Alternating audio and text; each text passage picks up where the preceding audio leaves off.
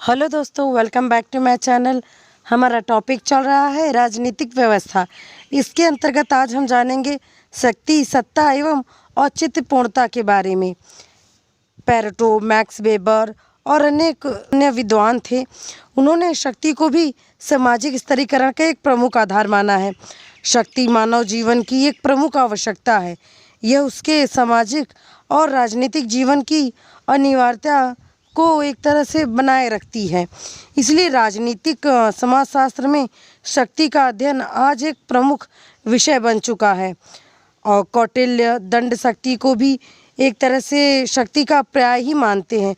उनका मानना था कि समस्त सांसारिक जीवन का मूल आधार दंड शक्ति ही है। उनका इसलिए ये मानना था क्योंकि कहीं न कहीं नियंत्रण के रूप में शक्ति का समाज में सुरक्षा, शांति, व्यवस्था, न्याय, स्वतंत्रता और सभ्यता के विकास और प्रगति के लिए कहीं न कहीं शक्ति एक तरह से बहुत ही आवश्यक चीज़ बन चुकी है। अब हम शक्ति के अर्थ और परिभाषा को समझते हैं।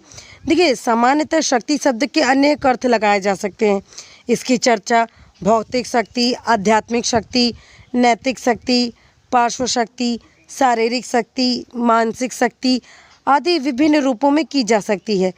प्रचलित अर्थ में शक्ति को हिंसा, आतंक और दमन के पर्याय के रूप में भी लोग प्रयोग करते हैं। इस संदर्भ में रॉबर्ट टहलन ने उचित ही लिखा है कि शक्ति के अध्ययन की प्रमुख कठिनाई यह है कि इसके अनेक अर्थ होते हैं।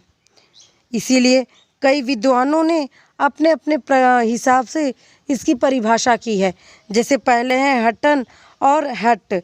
इनके अनुसार दूसरों की क्रियाओं को नियंत्रित करने की जो क्षमता है उसे ही शक्ति कहा जाता है। समाजशास्त्री मैक्स वेबर के अनुसार सामान्यतः हम शक्ति को व्यक्ति और कई लोगों द्वारा अपनी इच्छा को दूसरों पर थोपने और दूसरों द्वारा प्रतिरोध करने पर भी पूर्ण करने को कहते हैं।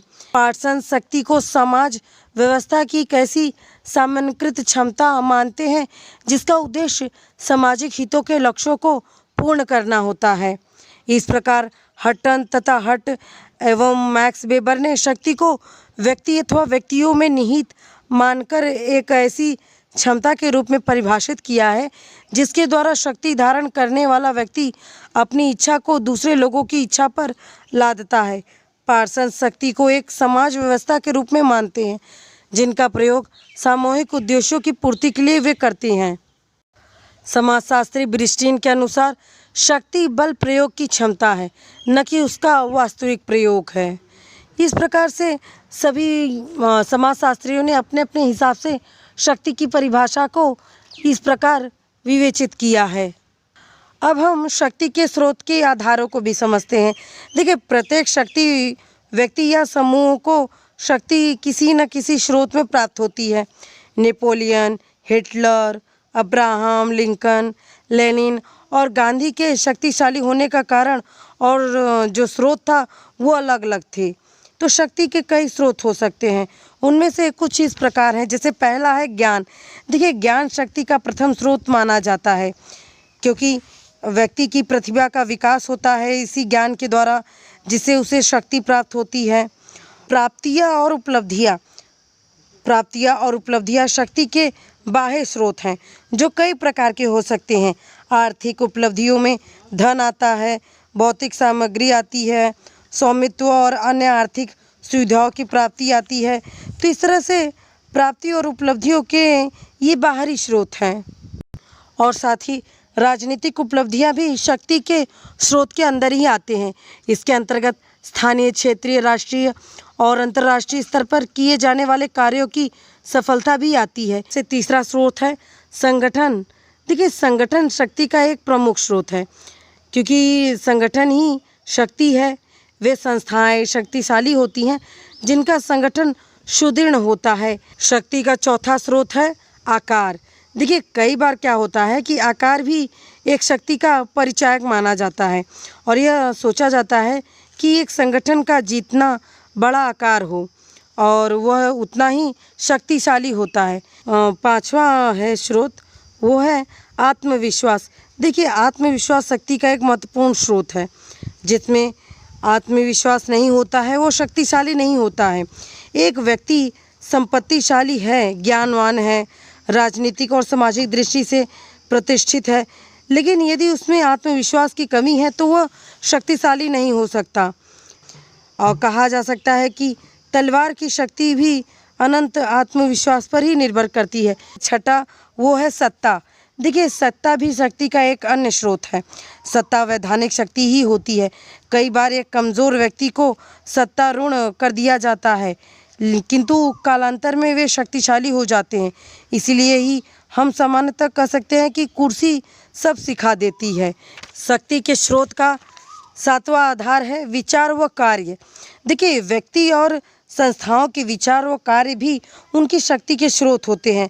महात्मा गांधी के विचार और कार्यों ने ही उन्हें शक्तिशाली बनाया था। शक्ति स्रोत का आठवां आधार है परिस्थितियाँ।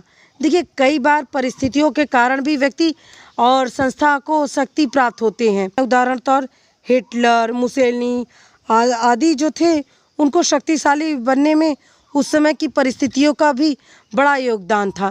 परिस्थितियों के कारण ही शक्ति की उपयोगिता बढ़ती है और घटती भी है। अब हम शक्ति के प्रकार को भी देख लेते हैं, क्योंकि शक्ति विविधतापूर्ण है और विद्वानों ने इसके विभिन्न प्रकारों का उल्लेख भी किया है, इसलिए हम उसे भी देख लेते हैं।